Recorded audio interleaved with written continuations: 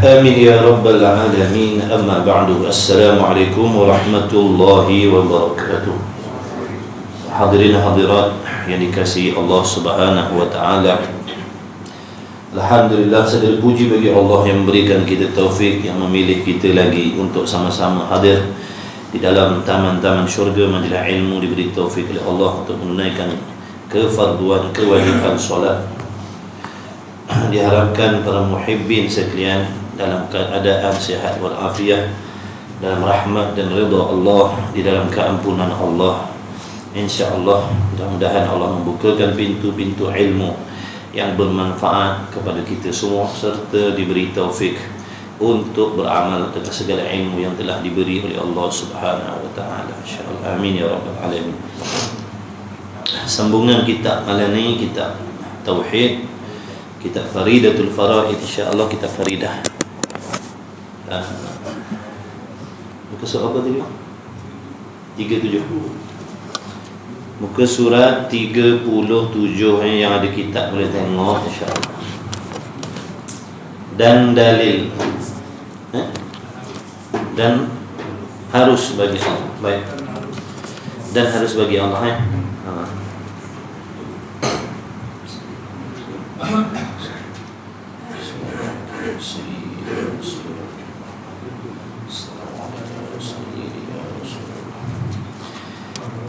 قال المؤلف رحمه الله تعالى ونفعنا وإياكم بعلومه وبعلوم مشايخنا آمين يا رب العالمين.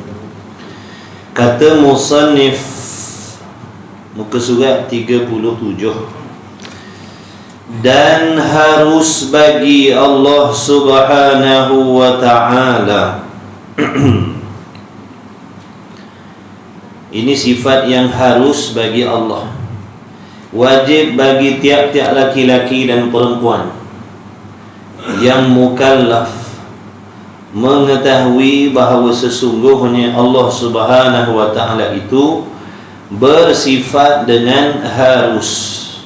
Harus apa? Harus memperbuatkan, harus memperbuatkan, harus menjadikan, harus menciptakan tiap-tiap mungkin atau meninggalkan perbuatnya mungkin. Adapun sifat yang wajib bagi Allah telah selesai diterangkan oleh musannif. Sifat yang wajib bagi Allah, yang wajib diketahui secara tafsil, dah selesai dah. Daripada sifat wujud sampailah dulu kepada sifat apa? Maknawiyah secara ringkas, secara tafsil dulu. Kaunuhu sudah dah. Jadi wajib diiktikadkan. Setiap sifat-sifat itu mesti ada pada zat Allah Subhanahu wa ta'ala, daripada wujudnya, qidamnya, baqa'nya. Dan pastikan kita telah memahami sungguh-sungguh setiap satu tu. Pastikan diri kita dah sempurna kefahaman kita. Contohnya tentang adanya Allah, kena faham sungguh-sungguh, supaya sehingga kita boleh membezakan adanya Allah dengan ada yang selain Allah. Baru boleh dapat manfaat, baru boleh manfaat. Kita belajar ilmu sifat 20 ni nak suruh fahamkan betul-betul sifat Allah, supaya jangan terkeliru dengan sifat makhluk. Jadi kalau kita tak boleh membezakan yang mana sifat Allah, yang mana sifat makhluk, bagaimana kita nak pegang dalam hati? Apa yang kita nak pegang dalam hati? Pegangan kita dalam hati terhadap Allah tu bagaimana kalau kita tak boleh nak membezakan zat Allah dengan zat makhluk, sifat Allah dengan sifat makhluk? Kita tak boleh beza. Macam mana kita nak i'tiqad? Bagaimana pegangan kita terhadap Allah tu? Oleh yang demikian, wajib bagi setiap laki-laki dan perempuan mempelajari ilmu sifat 20 ni. Di sisi akidah kita ahli sunnah wajib belajar. Wajib belajar sampai faham. Ni ilmu fardu ain ni yang kita belajar. Siapa-siapa yang tak faham lagi 20 sifat tu, ataupun 20 sifat yang wajib bagi Allah tak tahu lagi ertinya, maksudnya, dalilnya, belum lepas fardu ain lagi di sudut ilmu tauhid. Ramai di kalangan kita walaupun umurnya dah banyak, 30, 20, 50, 60, tak lepas lagi dah, tak faham lagi. Macam mana kita dakwakan yang kita dah lepas fardu ain? Kata aku dah lepas dah fardu ain. Lepas apa kalau tak boleh jawab tu? Itu dari segi tauhid, tasawuf tak sudah lagi tu. Ilmu maknanya fardu ain ni luas, tuan-tuan. Jangan kita ingat ilmu fardu ain ni ilmu budak tadika, ilmu budak sekolah rendah. Ramai kita yang tua-tua yang dah nak mati ke tak tahu. Banyak tak lepas lagi. Sebab tu kita jangan sombong. Kena mengaji. Kena mengaji. Tuk guru, ulama-ulama duk ajak kita, suruh kita belajar tu, gilah belajar. Jangan buat keras. Jangan buat degil. Dia suruh tu bukan apa, dia kesian atas diri kita besok. Kalau balik akhirat, amalan kita ada yang tak diterima oleh Allah, dengan sebab ada benda-benda penting yang kita tak tahu, nanti kita yang menyesal. Jadi mengaji itu tu. Ngaji kerana Allah. Ingat ni, ini bekalan kita nak balik mati ni tu. Apa yang tuan-tuan sedang dengar, sedang mengaji ni adalah perkakas persiapan nak mati ni. Ni bukan kita cerita benda kosong, benda lawak, borak-borak kosong dah. Sebab tu bertuahlah mana-mana orang yang Allah pilih. Malanglah orang-orang yang tak dipilih oleh Allah. Kita kena syukur sangat-sangat pada Allah. Terima kasih sangat-sangat pada Allah pilih kita, bagi taufik, gerakkan hati kita, gerakkan anggota kita nak mengaji. Mudah-mudahan jadi asbab kita faham ataupun kita dapat mengenal Allah Ta'ala sungguh-sungguh dan dapat mengambil manfaat daripada ilmu tauhid ni, yang boleh menyelamatkan kita daripada jatuh kepada mensyirikkan Allah. Baik, begitulah juga dengan sifat qidam. Qidam Allah Ta'ala, sedia kala Allah. Apa erti Allah tu bersifat sedia kala? Apa yang dimaksudkan? Apa yang dikehendaki?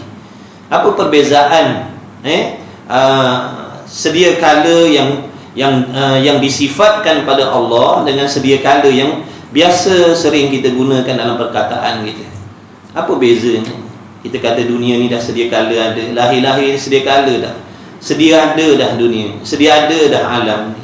Apa beza dengan sedia kala Allah? Kalau tak boleh beza lagi, tak lepas lagi pada doa itu. Kemudian tanya lagi dalilnya mana? Mana dalil? Ada Allah. Tak tahu dalil, tak lepas lagi pada doa. Dan seterusnya. Jadi malam ni kita bukan nak cerita yang wajib dah sudah dah. Nak cerita tentang sifat yang harus bagi Allah. Mustahil pun dah sudah dah hari tu. Mustahil pun dah sudah dah. Mustanif sebutkan sifat yang wajib, disebutkan sekali lawan bagi sifat yang wajib yang mustahil. Jadi dah baca dah. Makna dah kita dah tahu dah apa sifat yang mesti ada pada Allah, apa sifat yang mustahil yang tidak boleh ada pada Allah, yang tidak boleh diterima pada akal sekali-kali ada pada Allah. Apa dia? Dah tahu dah, belajar dah. Tengok baliklah. Sebab tu kita nak mengaji ni kalau boleh ada kitab, kita boleh tengok balik, ulang kaji balik kat rumah. Kena bersungguh tuan-tuan. Benda-benda akhirat ni kena bersungguh, jangan buat benda main-main. Bersungguh. Allah tengok kesungguhan kita. Kadang-kadang kita ni boleh faham, tapi oleh kerana kita tidak bersungguh, kena sungguh. Siapa bersungguh, insya-Allah Allah akan bagi faham. Bersungguh ngaji. Bukan untuk orang lain, untuk kesenangan akhirat kita sendiri. Bekalan akhirat kita. Kalau kita kata hidup atas dunia ni nak kena ilmu, kena banyak ilmu dunia, kalau tak nanti kena tipu. Lebih-lebih lagi ilmu akhirat, nak balik akhirat ni lagi banyak kefahaman kita tentang agama kita mesti kena tahu. Kalau tak nanti kita ditipu oleh syaitan dan nafsu, ditipu oleh dunia, ditipu oleh manusia, sehingga kita tersesat jalan nak balik akhirat. Orang lain balik akhirat mendapat kesenangan, kita balik akhirat dapat kecelakaan. Na'udzubillah. Sebab apa? Kita main-main dengan akhirat. Kita anggap akhirat ni cerita dongeng, benda tak penting, benda tak perlu dirisaukan. Baik. Adapun dan harus bagi Allah. Apa maksud sifat yang harus bagi Allah? Harus bagi Allah ni dengan maksud perkara ini boleh berlaku dan juga boleh tidak berlaku. Itu maksud harus. Kalau kata wajib, mesti ada, mesti berlaku, mesti jadi. Dia tak boleh berubah menjadi tiada. Dia tak boleh berubah menjadi tiada. Itu yang dipanggil wajib bagi Allah. Mesti ada, kekal ada, sentiasa ada, selama-lamanya ada, tak akan berubah sampai bila-bila. Itu artinya perkara yang wajib bagi Allah. Baik. Adapun perkara yang mustahil adalah perkara yang mesti tidak berlaku sekali-kali. Perkara yang akal kita tidak boleh menerima sekali-kali, tak boleh terima ada sekali-kali. Perkara yang tidak masuk pada akal kita. Itu yang dimaksudkan dengan perkara yang mustahil. Contoh, lemah Allah, jahil Allah, buta Allah, serupa Allah dengan makhluk, bertempat Allah, berpihak Allah, itu semua perkara mustahil.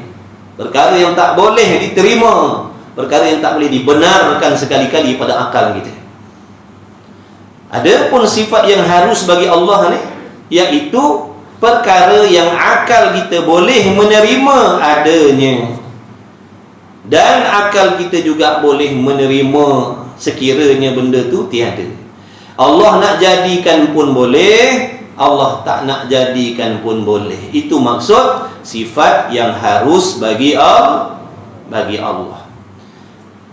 Banyak bila kita tak faham masalah harus ni, nanti silat-silat kita jadi Mu'tazilah nanti. Kalau kita tak i'tiqad sifat harus dibagi Allah, nanti kita jadi Mu'tazilah. Apa pahaman Mu'tazilah? Di antaranya, Tuhan mesti berbuat baik, Tuhan mesti bagi yang baik-baik. Itu pegangan mereka. Tuhan wajib bagi yang baik dan mesti bagi yang terlebih baik. Itu pahaman mereka pada Tuhan. Kita ahli sunnah wal jamaah tidak. Pegangan kita pada Tuhan, pada Allah, itu apa? Harus Allah berbuat baik. Dengan makna harus Allah beri yang baik-baik pada kita, harus Allah Ta'ala nak bagi yang sebaliknya pada kita. Itu akidah kita, itu pegangan kita, yang mesti ada dalam hati saya dan hati tuan-tuan semua. Mesti wajib i'tiqad sungguh-sungguh Allah harus menjadikan mungkin, Allah harus tidak menjadikan mungkin. Apa erti mungkin? Sesuatu yang terima ada dan terima tiada. Sesuatu yang akal kita boleh terima adanya dan akal kita juga boleh terima tiada. Contoh, contoh perkara mungkin ni, umur kita besok pagi, ataupun nyawa kita, ataupun hidup kita besok, hari Jumaat besok. Seandainya besok Allah nak menghidupkan kita lagi, nak mengekalkan hidup kita, akal boleh terima. Seandainya besok Allah nak ambil nyawa kita, pun akal boleh terima. Sebab apa? Hidup kita tu masuk dalam perkara mungkin, perkara yang harus dijadikan oleh Allah, bukan perkara yang wajib Allah menjadikan.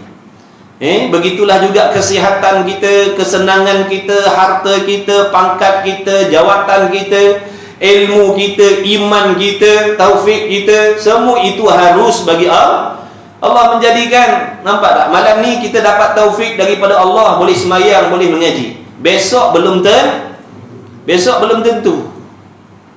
Ketaatan kita masuk dalam perkara mungkin, kemaksiatan kita hamba masuk dalam perkara mungkin. Kita mendapat nikmat, perkara mungkin. Kita dapat bala, perkara mungkin.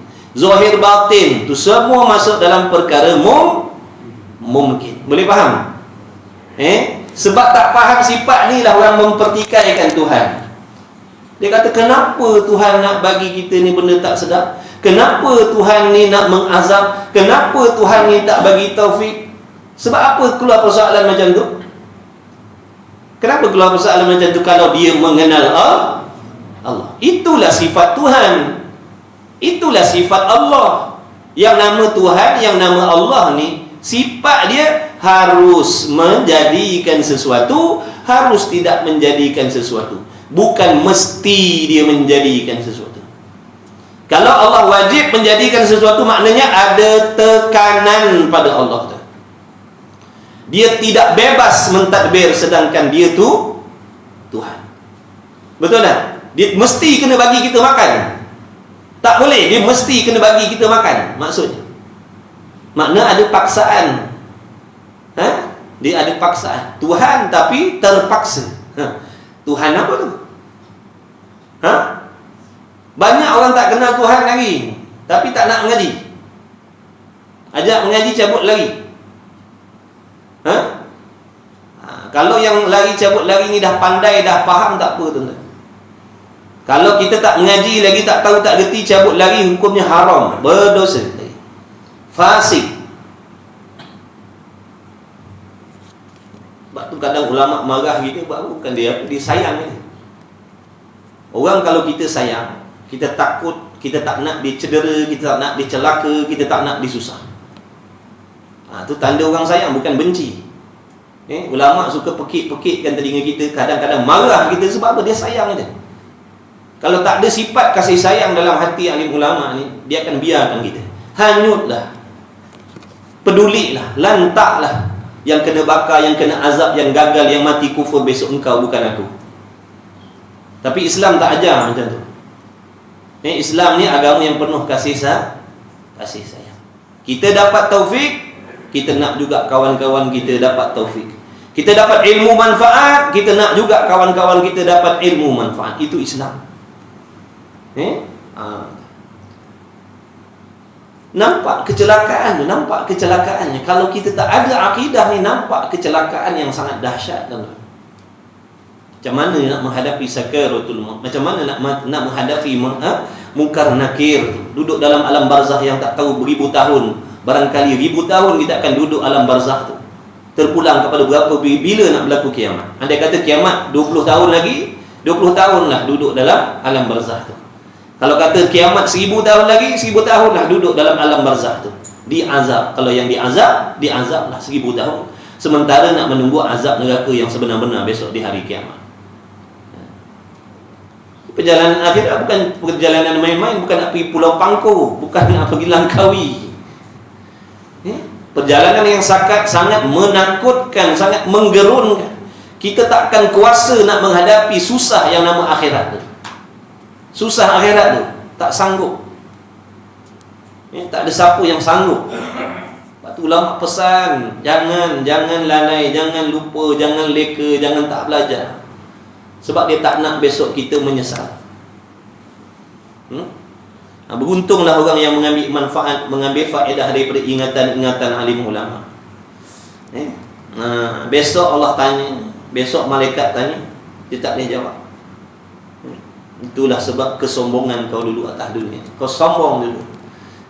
Ulama panggil, ulama ajar, ustaz tok guru panggil mengaji, kau sombong, merasakan ilmu agama ni tak penting dalam hidup kau.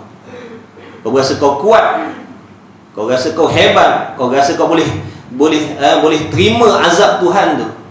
Kau rasa kau boleh tahan duduk dalam neraka tu selama-lamanya. Sebab tu kau buat tak peduli dengan seruan agama, panggilan agama, ingatan agama, nasihat agama. Allahu Akbar. Baik, ini akidah kita. Harus. Jangan persalahkan Tuhan, kenapa kita susah, kenapa kita jatuh dalam maksiat, kenapa. Jawabnya harus bagi Allah. Harus bagi Allah bagi saya taufik untuk beribadat. Harus bagi Allah tidak memberi taufik pada diri saya. Kalau tanya kenapa? Jawabnya dia Tuhan. Kenapa yang ni Islam, yang tu kafir? Kenapa Allah tak jadikan semuanya Islam? Kenapa Allah Ta'ala tak jadikan semuanya soleh, semuanya solehah? Jawabnya sebab dia Tuhan. Sifat Tuhan ni dia bebas mentadbir. Apa yang ditadbir semua hak milik dia Betul ke tidak? Alam ni milik siapa? Roh kita milik siapa? Allah punya. Jadi ikut Allah nak tadbir barang dia. Dia nak tadbir milik dia. Dia nak pilih siapa, tak nak pilih siapa, itu hak dia sebagai Allah, sebagai Tuhan. Siapa kita nak mengarahkan Allah supaya mesti buat begini dan jangan buat begitu? Siapa kita? Sedar tak diri kita siapa? Orang yang nak mempersoalkan kenapa Tuhan tak buat begini, kenapa? Ini orang tak sedar diri. Dia tak sedar yang diri dia tu makhluk. Dia tak sedar yang diri dia tu menumpang nikmat Allah. Dia tak sedar yang diri dia tu senantiasa bergantung, berhajat kepada Allah. Sampai mempersoalkan kenapa yang ni kafir, yang tu Islam, yang tu syurga, yang tu neraka, yang tu beribadat, yang tu maksiat. Kau siapa kau nak pertikaikan Tuhan? Jangan kita pandai menyebut je la ilaha illallah, la ilaha illallah, tahlil makan kambing. Tapi kita tak kenal siapa yang kita tahlilkan. Sehingga mempersoalkan, mempertikaikan, kenapa Tuhan buat macam ni? Kenapa yang lain senang aku susah? Jawabnya sebab dia Tuhan. Tu tanda kau tak kenal Tuhan. Tu tanda kita tak kenal Tuhan.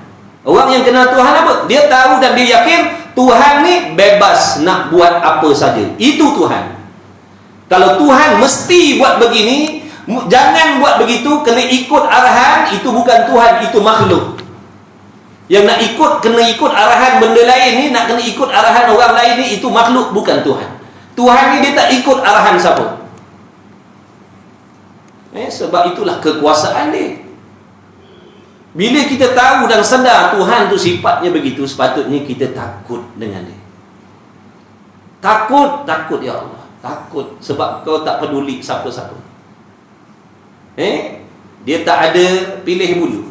Kau kaki sembahyang, kau ahli qiyamul lail, kau mengumpat, tetap dipadam segala kau punya amal. Dia tak peduli.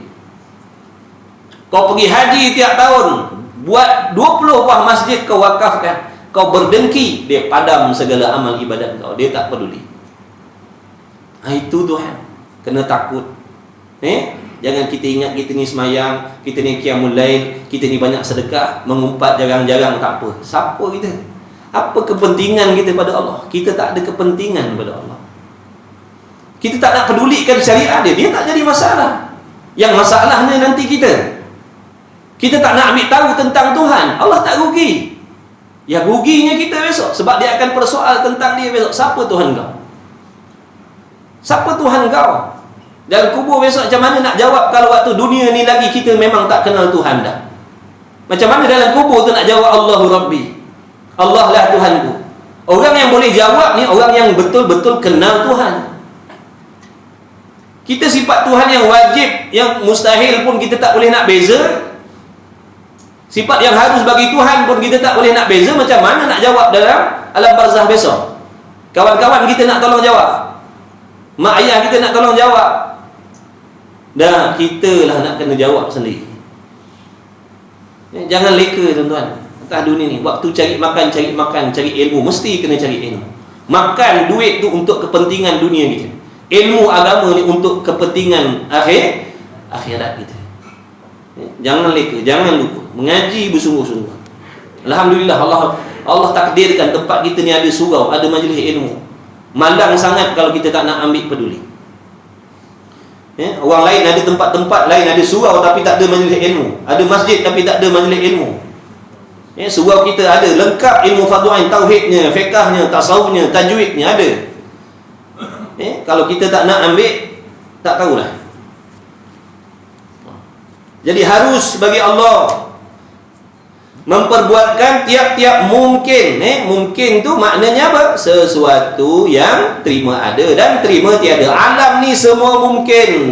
Masih wallah, barang yang selain Allah tu, yang dipanggil alam tu, masuk dalam mungkin. Sihat kita, rezeki kita, bini kita, anak kita, apa saja, iman, kufur, taufik, hidayah, semua itu masuk dalam perkara yang mungkin, yang harus dijadikan oleh Allah ataupun tidak dijadikan oleh Allah.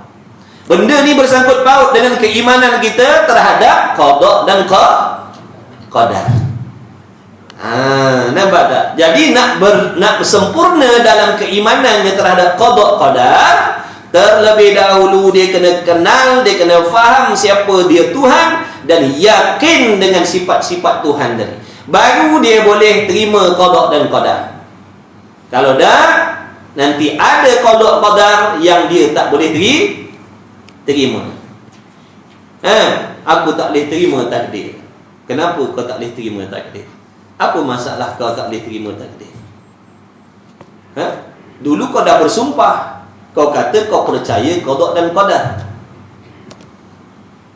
Lidah kau dulu mengaku kau percaya qada dan qadar. Apa maksudnya? Kau yakin, kau terima, kau setuju apa sahaja yang berlaku pada diri kau, zahir batin, buruk baik, semuanya datang daripada Tuhan. Tuhanlah yang menentukan, Tuhanlah yang menetapkan, Tuhanlah yang menjadikan. Siapa dia Tuhan tu? Yang kau sendiri mengaku dia bersifat dengan pengasih penyayang, yang kau sendiri mengaku dia maha mengetahui segala-gala.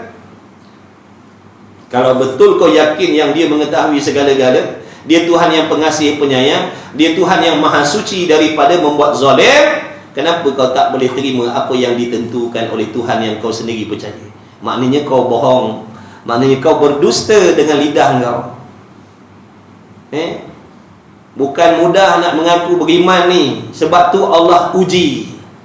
Betul ke kau beriman? Betul ke kau percaya dengan qada qadar Allah? Allah uji tengok. Sebab mengaku dengan lidah ni, kafir munafik pun mengaku. Kafir munafik pun lidahnya mengaku Allah Tuhan, Muhammad Rasul.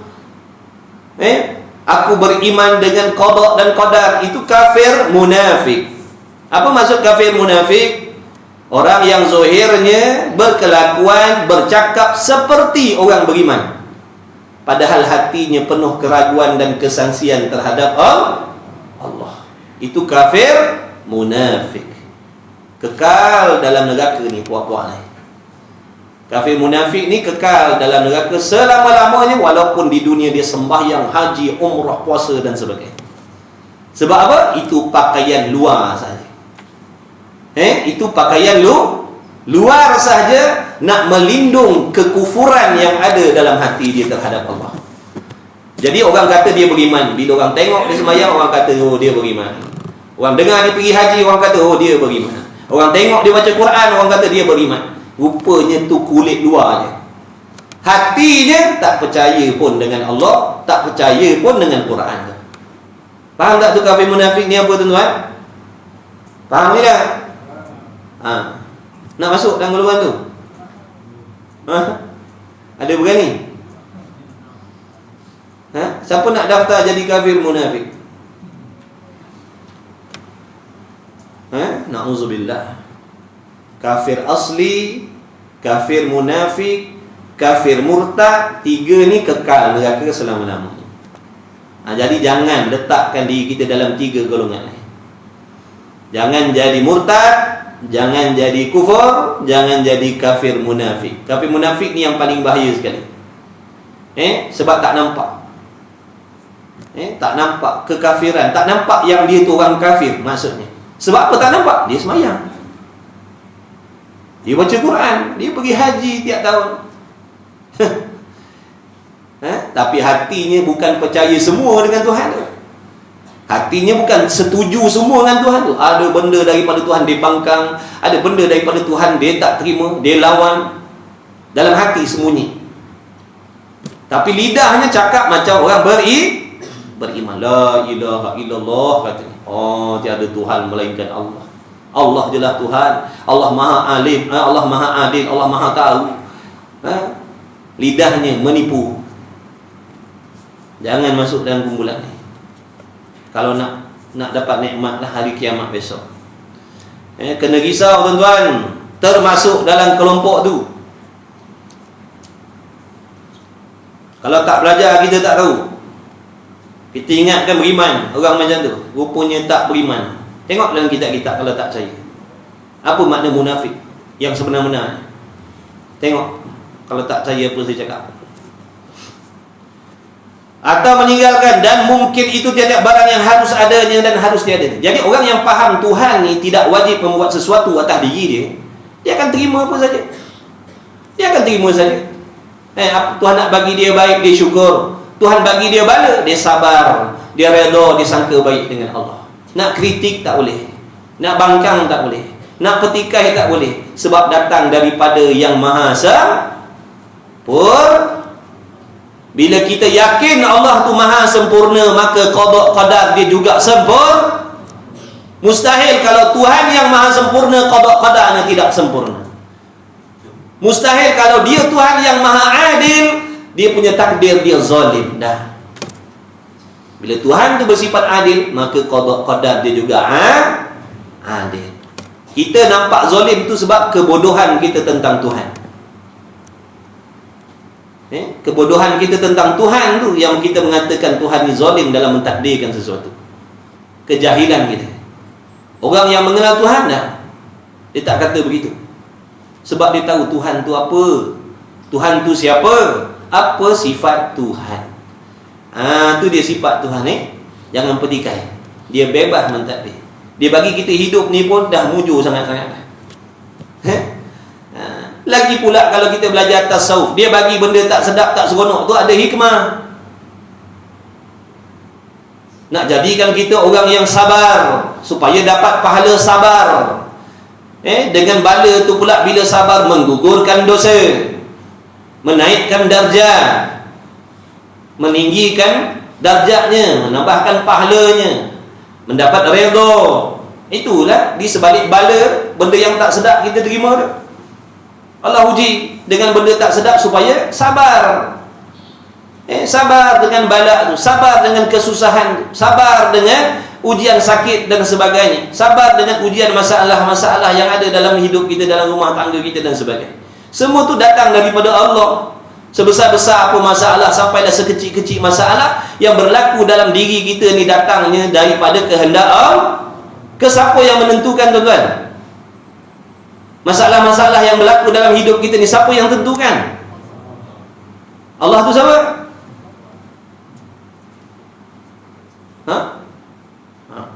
Boleh nak marah? Bila kita dah tahu, yakin yang sampaikan masalah tu adalah Tuhan Allah, dia tu bersifat dengan apa? Sifat-sifat kesempurnaan, maha adil. Dah nak marah ke? Patut ke nak marah? Boleh nak marah? Patut nak marah? Kita sendiri yakin, kita kata Allah tu kekasih kita. Patut marah pula dah. Itu nama cinta dusta, bohong. Ini benda yang kita sedang mengaji ni, benda besar ni, bukan benda kecil-kecil ni. Ini yang kita nak kena betulkan.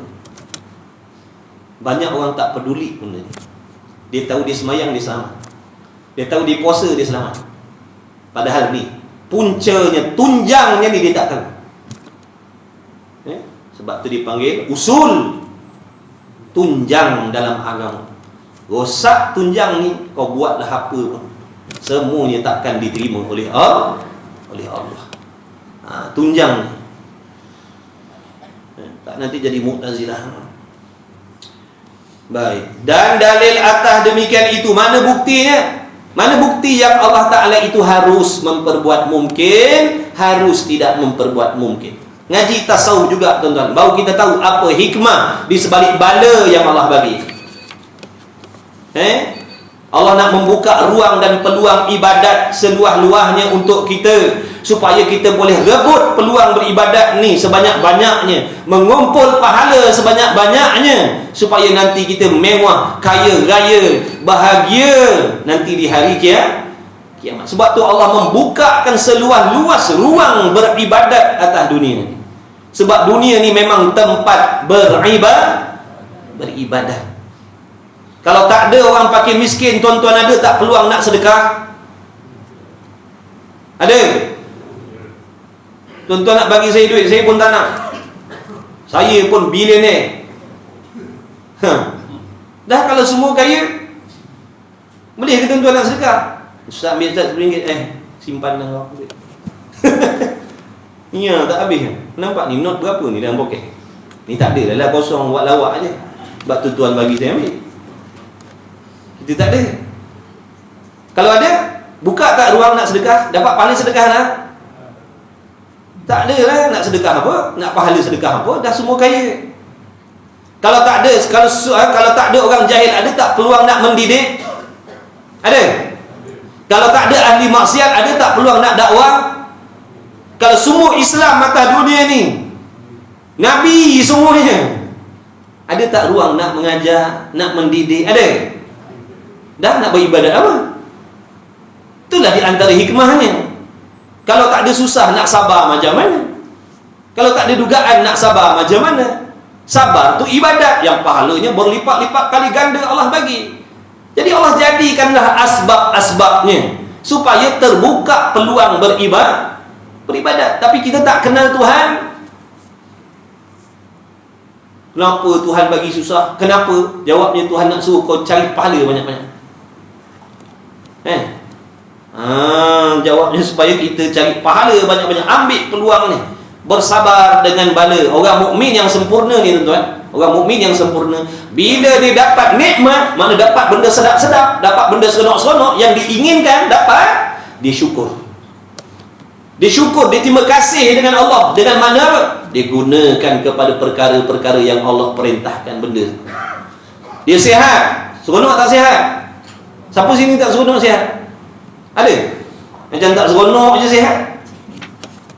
Seronok tak sihat? Nikmat tak sihat? Macam mana cara syukur dengan nikmat sihat? Cakap terima kasih. Gunakan sihat tu buat beribadah. Ni sekarang ni tuan-tuan sedang bersyukur dengan nikmat sihat. Panggil orang yang bersyukur dengan nikmat sihat. Digunakan sihat ni untuk buat benda yang Allah suruh. Bila dapat nikmat, dia syukur. Digunakan nikmat tu kepada benda yang Allah redha, maka dia diberi pahala oleh Allah, maka dia dikasihi oleh Allah, maka dia diredai oleh Allah sebab dia bersyukur. Tapi ada yang menyalahgunakan nikmat sihat yang Allah bagi. Dia gunakan sihatnya untuk melawan Allah. Dia gunakan sihat dia untuk membuat benda yang dibenci oleh Allah. Buat maksiat nak guna sihat lah. Tuan-tuan, janganlah tidur. Kejap lagi kita berhenti lah. Nak buat maksiat, mengumpat. Mengumpat nak guna sihat tak? Macam biasa je. Guna sihat. Nampak tak? Jadi kita dah salah guna nikmat sihat yang Allah bagi. Allah bagi sihat suruh cakap yang baik-baik. Kita gunakan kesempatan sihat tu untuk mengumpat sana sini. Jadi batu api neraka sana sini. Salah guna nikmat sihat, lalu dibenci oleh Allah. Allah benci kita walaupun kita sembahyang. Allah benci kita. Allah tak redha dengan kita. Allah tak redha dengan perbuatan kita sebab salah guna amanah dia, iaitu sihat tadi. Sihat tapi tak solat. Allah bagi solat, Allah bagi sihat supaya mudah kita nak dirikan solat. Tapi kita gunakan sihat untuk meninggalkan solat, dibenci oleh Allah. Orang yang sempurna iman, bila dia dapat nikmat, dia gunakan kepada benda yang Allah suruh.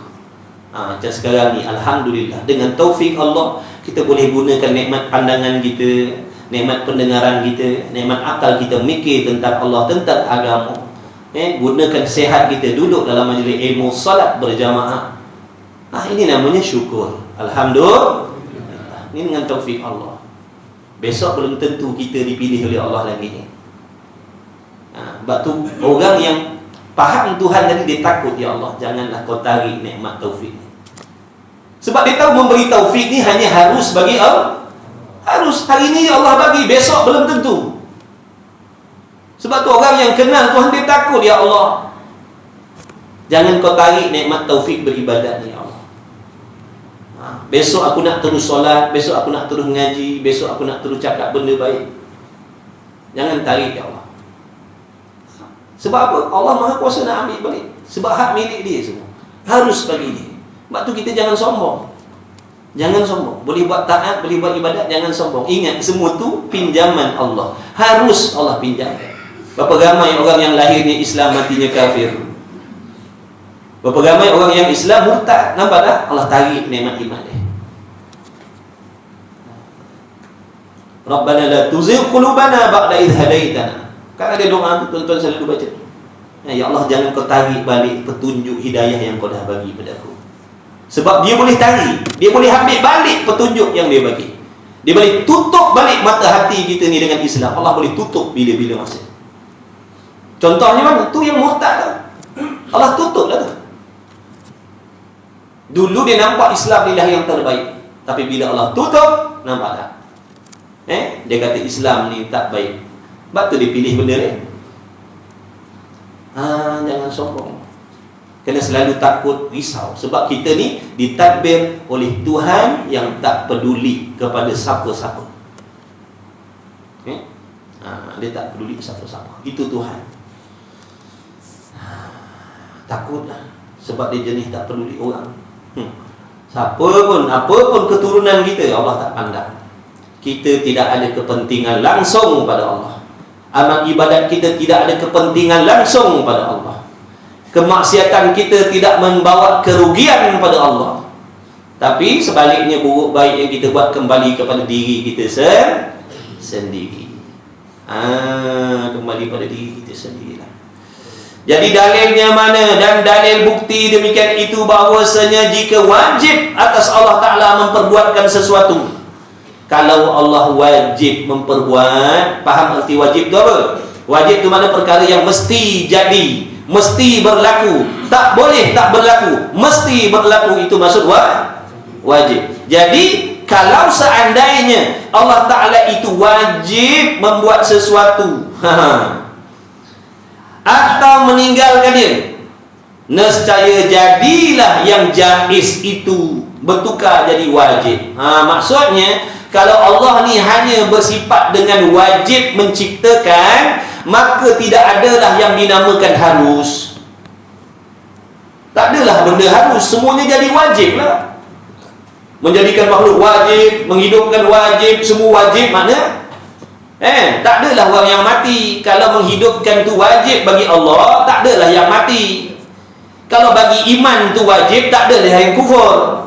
Kalau jadikan orang tu taat, hukumnya wajib. Wajib Allah jadikan hambanya taat, tak adalah yang maksiat. Jadi yang kita saksikan dengan mata kepala kita apa? Tak payah saksikan orang lah, kita sendiri. Hari ni semayang, besok tinggal semayang. Nampak tak? Waktu semayang tutup aurat, lepas semayang dedah aurat.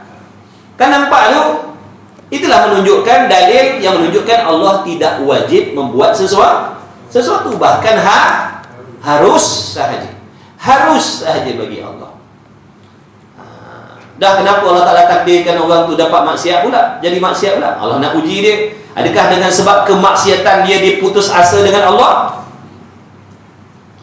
Adakah dengan sebab kemaksiatan dia putus asa daripada mengharapkan pertolongan Allah?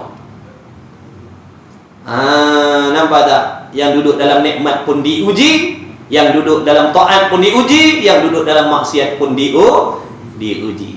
Yang duduk dalam taat tadi diuji. Allah Ta'ala nak tengok, Allah bagi dia taufik, boleh mengaji, boleh sembahyang, boleh tutup aurat, boleh begini dan begitu. Nak tengok ujub tak dia, perasan tak dia, sombong tak dia, memperlekehkan tak orang lain yang tak dapat taufik. Allah uji. Ada yang gagal dengan ketaatan dia sendiri. Dia dah buat benda taat, tapi dia gagal dengan taat dia. Dengan taatnya jadi asbab dia dibenci oleh Allah. Dia buat taat, tapi dia dibenci oleh Allah sebab timbul dalam hatinya ujub, perasaan akulah yang hebat, akulah yang pandai, akulah yang alim, akulah yang soleh, akulah yang begini dan begitu. Jadi asbab pula dah dia dibenci oleh Allah. Hati-hati, ketaatan itu juga sebahagian daripada ujian Allah. Ada yang Allah uji dengan maksiat, tapi sebaliknya hamba yang taat, yang diuji oleh Allah dengan taat, dia tak pernah pun merasakan yang dirinya hebat, tak pernah merasakan yang dirinya beribadah. Sebab dia tahu ini semua hakikatnya adalah af'alullah, perbuatan Allah segala-galanya. Taufik daripada Allah, roh aku pinjaman daripada Allah, tubuh badan aku pun dijadikan oleh Allah, gerak-geri aku pun dijadikan oleh Allah. Dan apa yang aku nak sombongkan? Apa yang aku nak sombongkan? Duk tumpang Tuhan sentiasa, pinjam nikmat Tuhan sentiasa, patut tak nak sombong? Tak patut. Dia sedar yang dirinya dhaif, dia sedar yang dirinya hakir, hina, keji, bergantung dengan Allah. Dia tahu, ya Allah, aku tak boleh solat kalau kau tak tolong, aku tak boleh ibadat kalau kau tak tolong. Dia rendah diri, dia tak sombong dengan ibadat dia. Maka berjayalah orang yang macam tu. Sebaliknya yang sombong tadi, akulah yang hebat, akulah yang hebat, orang lain jahat, orang lain maksiat, rugilah dia, gagallah dia situ. Yang Allah takdirkan maksiat pula, nak tengok adakah dia di kalangan orang mukmin yang melakukan maksiat tadi itu, sedangkan dia mengaku Allah lah Tuhan, tiba-tiba Allah balakan dia dengan ujian maksiat, Allah tak bagi taufik beribadat. Nak tengok adakah hatinya jadi putus asa dengan Allah. Adakah dia putus asa dengan Allah? Adakah dia putus harap dengan Allah? Adakah dia tak yakin yang Allah boleh mengubah dia jadi baik? Sebaliknya, ada hamba yang maksiat tapi menjadi asbab dia dikasihi oleh Allah, walaupun dia ahli maksiat. Dia cuba nak baiki, dia cuba nak beramal tapi tak mampu. Mengadu dengan Allah, mengaku lemah dengan Allah, harap lagi, tunggu lagi pertolongan Allah.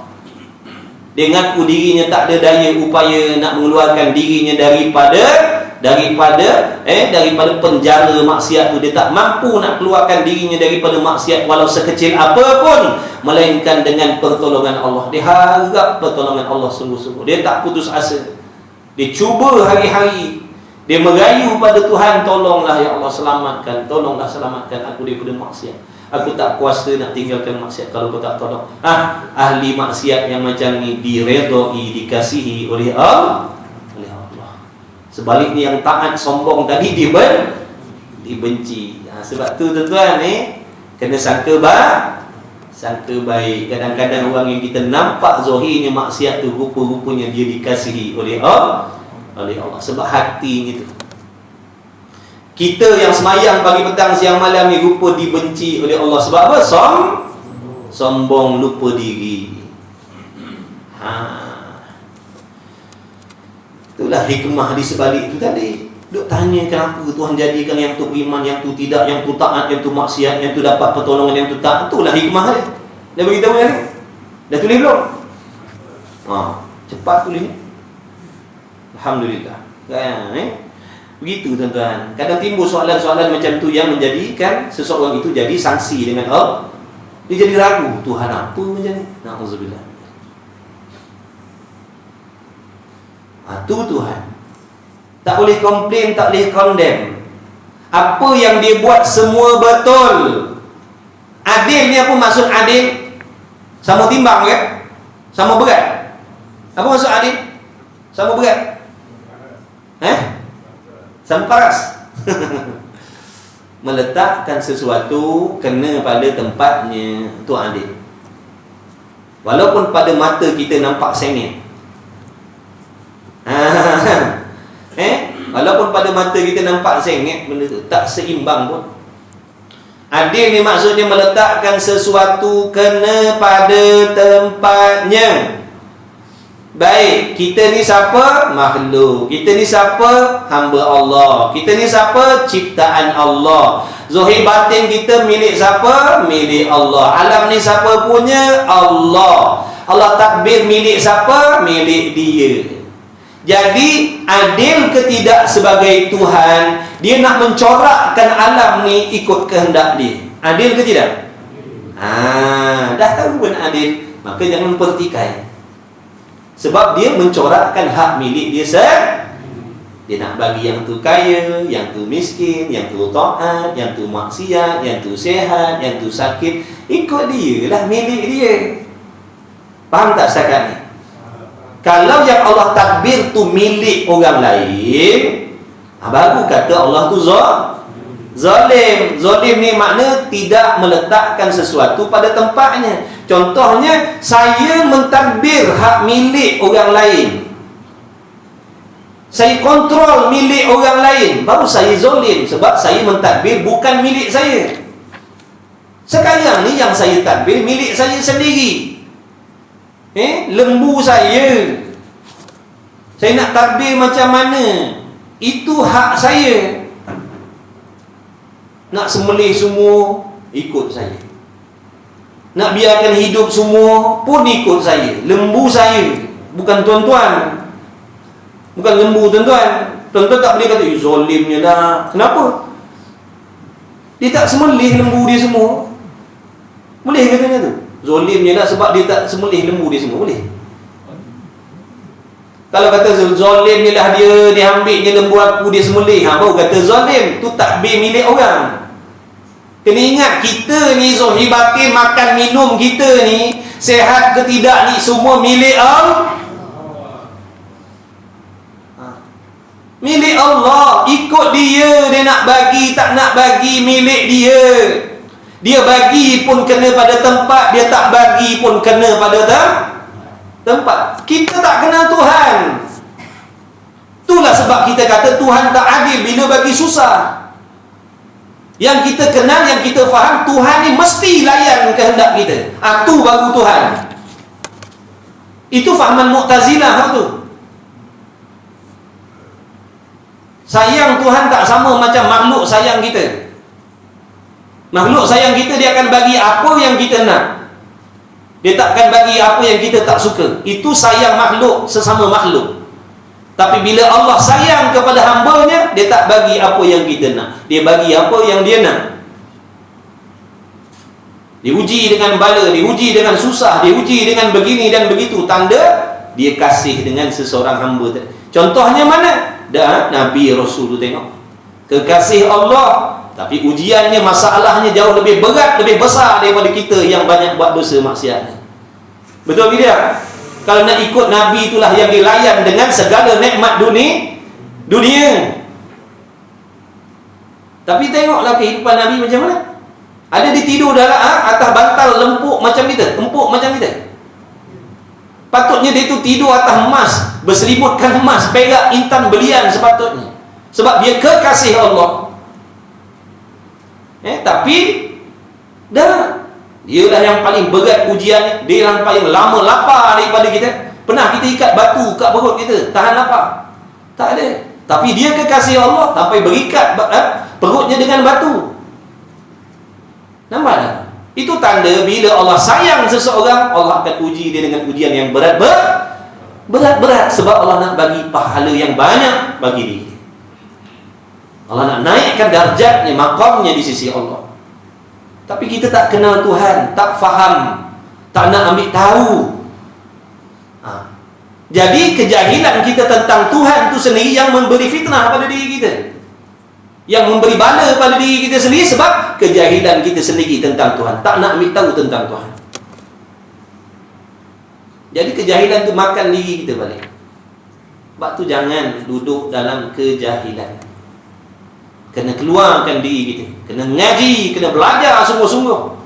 Walaupun umur kita dah banyak, tidak ada had umur dalam belajar agama. Tidak ada istilah terlambat, terlewat dalam belajar agama. Yang terlambat, yang terlewat, yang dah kena tanam tu, itu baru terlambat, terlewat. Nisbah kepada kita yang boleh, yang maksud yang boleh hidup bernyawa ni, sehat ni, tidak ada istilah terlambat dalam belajar agama. Tidak ada istilah terlambat nak baiki diri dah. Hati-hati dengan permainan syaitan yang menipu dalam hati kita, membisikkan was-was. Konon-kononnya kita dah tua, konon-kononnya kita dah senja, buang masa nak pergi masjid surau belajar, tak payahlah. Padahal Allah tak pernah pun kata gitu.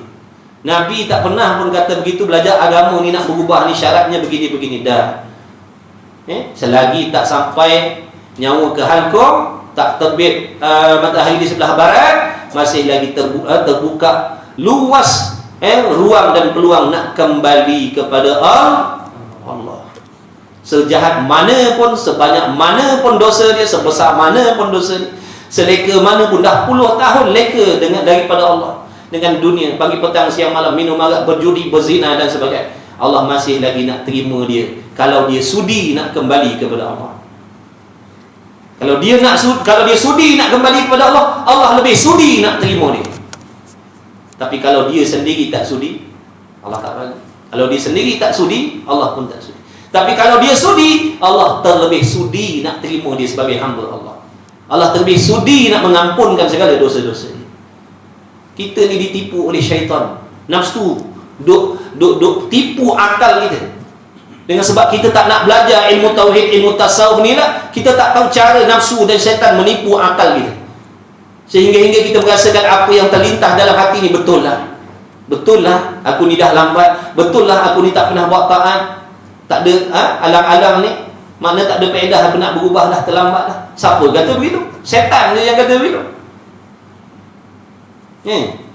Sebab tu Imam Ghazali suruh belajar supaya kita tahu cara syaitan menipu, cara syaitan memasang perangkap, supaya kita tahu, oh aku ni nak ditipu oleh syaitan, oh aku ni sedang diperangkap oleh syaitan. Oh kita boleh usaha larikan diri.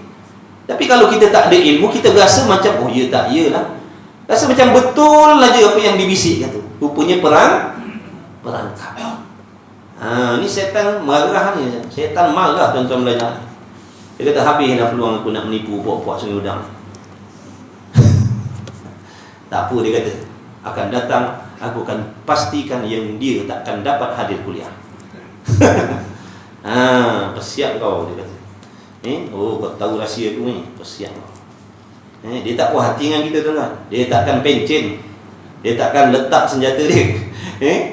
Dia tak boleh cuba kat sini, dia cuba kat situ. Yang pasti dia nak pastikan yang kita ni balik akhirat dalam keadaan gagal.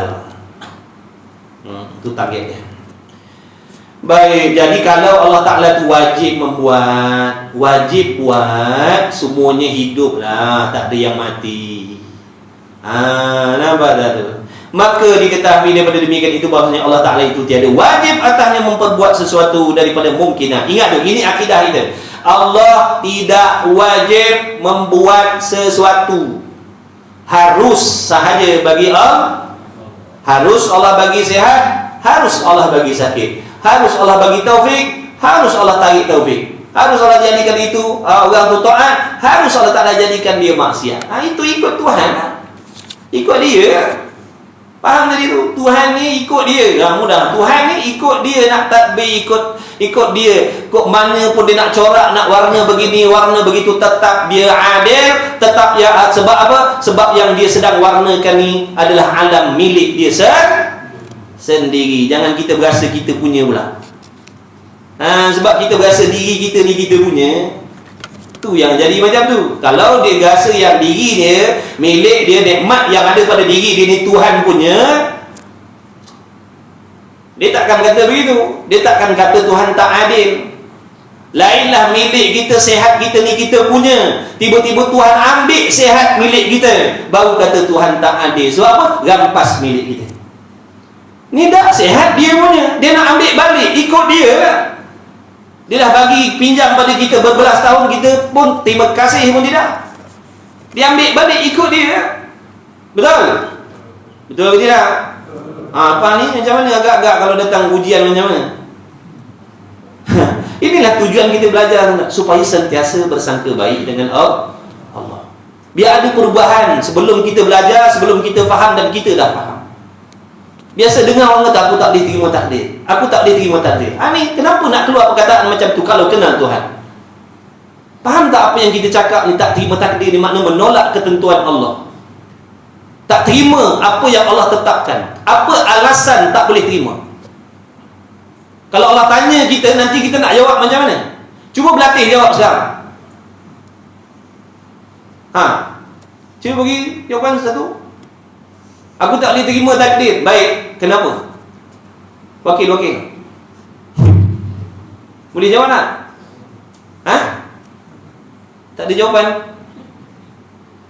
Macam mana? Ni atas dunia ni tuan. Ni belum kena sergah dengan malaikat maut lagi ni.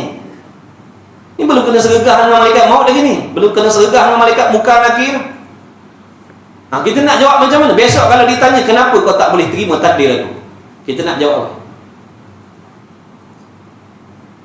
Tak ada jawapan ke? Ramai je yang cakap macam tu.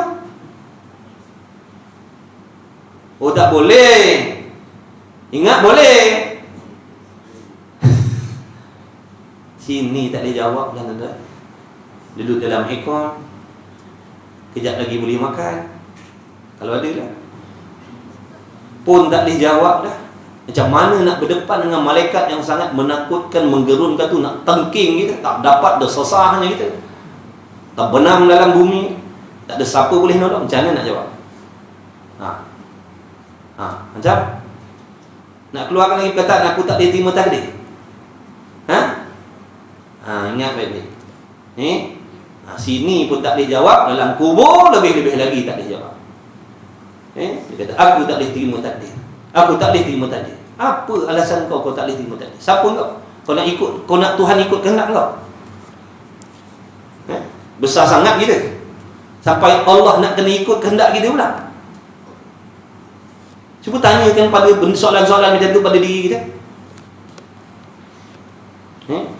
Mudah-mudahan ada perubahan hati kita dengan Allah, jadi hati yang lebih beradab, berakhlak dengan Allah. Jadilah hamba yang senantiasa redha, sabar dan sangka baik dengan apa sahaja yang diatur oleh Allah. Sebab Allah tu maha bijak. Dia sahaja yang maha mengetahui apa yang terbaik untuk dunia dan akhirat kita.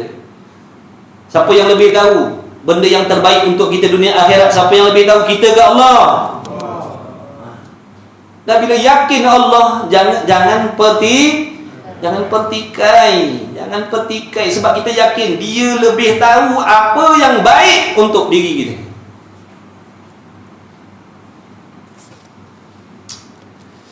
Allah. Kemudian sikit lagi. Sikit lagi. Nescaya jadilah yang jahil itu mustahil. Maka diketahui daripada demikian itu bahawa Allah Ta'ala itu tiada wajib atasnya memperbuat sesuatu daripada mungkinat. Apa maksud mungkinat tadi? Mudah nak faham. Mungkinat ni benda harus. Mungkinat mana benda benda harus. Dia mengaji akidah macam ni tuan-tuan. Dia kena tegas sikit. Sebab akidah ni bukan benda main-main. Bolehlah ikut itu bukan ilmu akidah. Bersalahan bagi Mu'tazilah. Nampak tak tu? Bersalahan dengan orang Mu'tazilah. Mu'tazilah ni orang Arab ke apa? Mana? Mu'tazilah ni tak kira, tak peduli apa bangsa tu. Bila kepahaman dalam hati, pegangannya dalam hati terhadap Allah begini, Mu'tazilah dah tu. Orang yang tergelincir kakinya daripada jalan yang sebenar. Apa kata Mu'tazilah? Pada kata mereka itu wajib atas Allah Ta'ala memperbuat salah. Pegangan mereka, Tuhan wajib berbuat baik. Tuhan wajib bagi yang baik-baik. Tuhan mesti kena bagi yang elok-elok. Itu pegangan dia tentang Tuhan. Macam mana kita? Agak-agak dah pernah masuk tak kumpulan ni? Pasukan ni pernah masuk agak-agak ke tak perasan dah duduk dalam pasukan tu? Malam ni kita boleh semak. Malam ni kita boleh semak. Selama ni pegangan kita macam mana? Maksudnya kalau kita tak boleh terima benda yang tak senang Allah bagi, maknanya apa? Kita ni menganggapkan yang Tuhan mesti kena bagi kita yang baik-baik. Betul? Betul ke tidak? Dah masuk rupanya.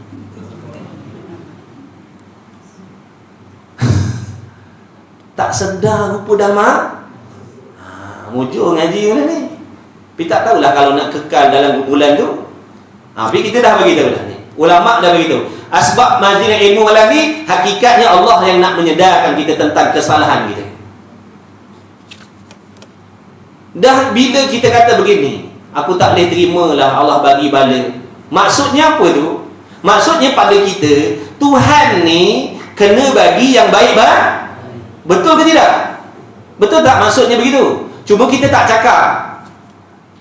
Kalau kita kata begini, kalau kita boleh terima benda tak elok, benda yang tak sedap tu datang pada kita, kita boleh terima, maknanya kita ni boleh maknanya kita ni duduk dalam golongan orang yang berfahaman akidah Ahli Sunnah wal Jamaah tadi. Sebab apa? Yang baik Allah bagi pun aku redha, yang tak baik pun aku redha. Ni masalah sekarang, bila Allah bagi benda baik, kita terima, kita redha, kita setuju, kita sangka baik. Bila Allah bagi benda yang tak sedap, yang tak sepakat dengan kehendak nafsu kita, kita kata aku tak boleh terima benda ni. Kenapa tak boleh terima? Sebab pada kita Tuhan mesti bagi yang baik-baik. Dah masuk dalam golongan Mu'tazilah. Jangan i'tikad macam tu, tuan-tuan. Itu bukan akidah kita. Dan dulu kita dah belajar dalam bab iradat dulu kan, sifat berkehendak Allah. Apa sifat berkehendak Allah? Menentukan segala sesuatu, sama ada buruk, baik, taat, maksiat, senang, susah, sedap, tak sedap, semua itu jadi dan berlaku dengan kehendak Allah. Kalau pegangan kita, Allah hanya menentukan yang baik-baik, yang sedap-sedap, yang lazat-lazat, yang nikmat-nikmat. Masalahnya sekarang, berlaku benda yang tak sedap, berlaku benda yang tak elok, siapa yang kehendak dan siapa yang jadikan benda itu? Syurga tempat sedap dah, neraka tempat sedap, tak tahu lagi. Syurga tempat sedap dah, sedap. Neraka tempat azab, tempat tak sedap. Baik, kalau begini, kalau fahamnya begitu, siapa yang jadikan neraka ni? Dah tadi dia kata Tuhan jadikan yang baik-baik saja.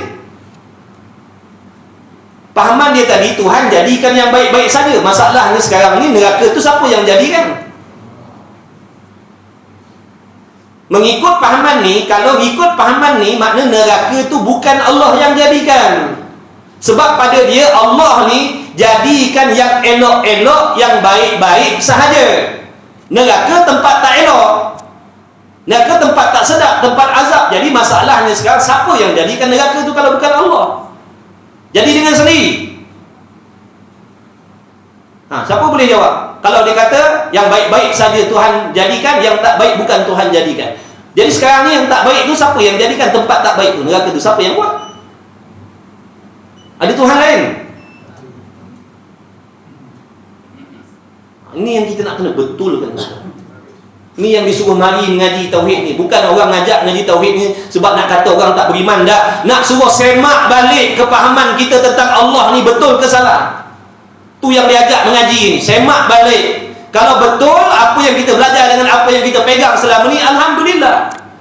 Tapi kalau kita belajar nampak kesilapan, taubat kembali kepada Allah cepat-cepat. Bukan kata mari mengaji tauhid ni, apa kau ingat aku tak ada akidah ni? Sombong. Buat apa nak ajak aku ngaji sifat 20 ni? Kau ingat aku tak beriman? Kau ingat aku orang mu'alaf yang nak ajak ngaji tauhid ni? Masalahnya kita ajak mengaji ni nak semak. Kalau apa yang kita faham selama ni, kita pegang dengan terhadap Allah ni sama seperti yang ada dalam kitab ilmu tauhid ni, alhamdulillah lah, baguslah. Kalau dengan kita tak nak dengar, tak nak mengaji, mana kita nak tahu yang selama ni betul ataupun salah yang kita faham dalam hati kita? Contohnya macam malam ni, bila kita belajar baru nampak, oh salah rupanya selama ni, oh rupanya tak boleh macam ni. Nampak tak tu? Kalau tak belajar boleh sedar macam tu? Tak boleh, tuan-tuan. Bukan marah dah, nasihat je. Ada jenis sombong macam tu. Kita kata apa nak ajak kita sangat mengaji sifat 20 ni, apa ingat kita tak beriman ke? Kita ingat kita baru masuk Islam. Bukan masalah tu. Ikut orang ke? Tak nak ngaji sudahlah. Tak nak ngaji sudahlah. Sementara kita ada nyawa ni, kita cakap. Esok dah mati, dah kerah, tak boleh nak cakap dah. Esok jadi kenangan je lah. Arwah tu mati dah, arwah. Dia selalu ajak kita ngaji. Ni dah tak ada dah orang ajak dah. Mati dah dia. Nampak tak tu? Tu namanya Mu'tazilah. Golongan Mu'tazilah tadi lah. Iaitu mana? Orang yang beriktikad Tuhan mesti bagi yang baik-baik saja dan aslah, yang terlebih baik. Itu pahaman Mu'tazilah. Tak kira dia Melayu, Cina, India, Arab, orang putih, bila pegangan dalam hatinya macam tu, dia termasuk dalam kelompok Mu'tazilah. Artinya yang baik dan yang terbaik, tu mesti, itu daripada Tuhan. Yang baik, yang terbaik, ini daripada Tuhan. Kalau datang pada kita yang tak baik, itu bukan daripada Tuhan. Daripada siapa? Soalannya daripada siapa? Jadi ingat sendiri. Kita nak jawab macam mana? Berlaku pada diri kita benda tak elok, benda tak sedap. Contohnya kita jatuh sakit, contohnya tak sedap. Siapa yang jadikan? Kalau bukan Tuhan, siapa yang jadikan? Ayuhnya ni. Tu yang kemalangan tu elok ke tidak? Elok ke tidak yang kemalangan tu? Tak elok. Siapa jadikan tu? Jadikan sendiri. Itu jawapan yang orang mengaji. Allah yang harus jadikan. Betul dah tu. Ni tadi ni kalau pahaman yang Allah mesti bagi benda baik, Allah mesti buat benda baik. Soalannya kemalangan tu siapa yang jadikan? Siapa yang kehendak dan siapa yang jadikan benda tu? Kalau bukan Allah. Siapa?